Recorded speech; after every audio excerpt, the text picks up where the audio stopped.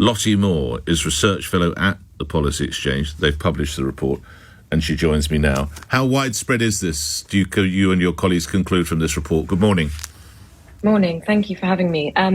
This is, systemic. So there's a narrative that suggests that maybe this is, one bad school or, a very small number of schools. Our research suggests that this is not the case, that this is happening and it's widespread, that well-established safeguarding principles that are enshrined in the law are being compromised. There's a huge safeguarding blind spot when it comes to the issue of gender-distressed children and their peers at school.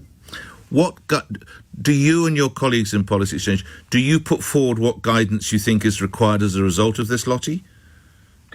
Absolutely. So, I think number one is that unless there's good reason to think that a parent will be causing direct harm to their child, parents should always be informed about any kind of safeguarding risk. If you put it in the context of if a child disclosed to a teacher that they were, sexting an adult or flirting with an adult, you would not accept at face value that child's feelings about that situation was not concerning, and therefore that child's parents should be informed. Parents are, expected and by default are the most emotionally, financially, socially invested in the welfare of their children. So, to suggest that this is not this is happening behind their backs as their children go to school, it's really concerning. So, one of our recommendations is that parents should be automatically informed. And that schools just full stop should not be facilitating social transition on a school premises, because this is an active intervention that has no place. Schools do not have the authority to make these decisions. Yeah, I'm just looking down at some of the numbers you and your colleagues got. You sent out Freedom of Information requests to 304 secondary schools in England. Only 154 replied. 39 said they would tell parents as soon as a pupil expressed the wish to change gender. 87 said that they would not. That seems an extraordinarily high number. Do we get a sense of what parents are saying about this, Lottie?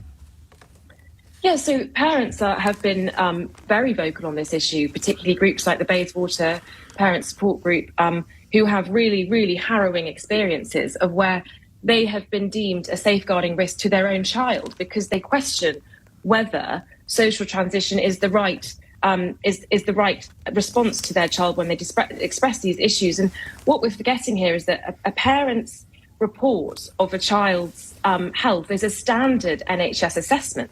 When children present, parents are asked to say, for their advice on what they think is going on.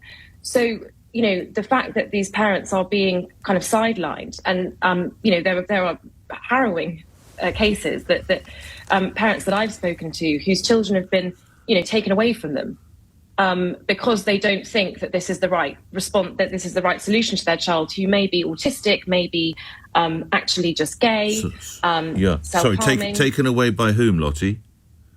Well, social services, schools really? Are obviously... Yeah, absolutely. But particularly what is really important is that a fundamental safeguarding principle is this concept of multi-agency working. So schools are expected to have a really strong network within the local authority with medical practitioners, with social services, and therefore, should be working with parents within that network. And lastly, many people listening might say, but let's just take the example of a 14-year-old boy, okay, who believes that he wants to trans. The last person he could take that conversation up with would be his mum and dad. So they would argue the school would then provide a safe space or safe place. How would you respond to that? I think what we need to get to the kind of the crux of the issue here is that schools are, number one, they are there to protect children from harm. Schools can facilitate conversations with parents, but that is not, there is, encourage children to talk to their parents. But as number one, if the child expresses that they would not do that, then schools are not in the business of keeping secrets. That is not what schools should be doing. They should never promise confidentiality to a child. And if that child says, I don't want to tell my mum and dad, that's not a good enough reason not to tell mum and dad. Lottie, thank you. Lottie Moore is Research Fellow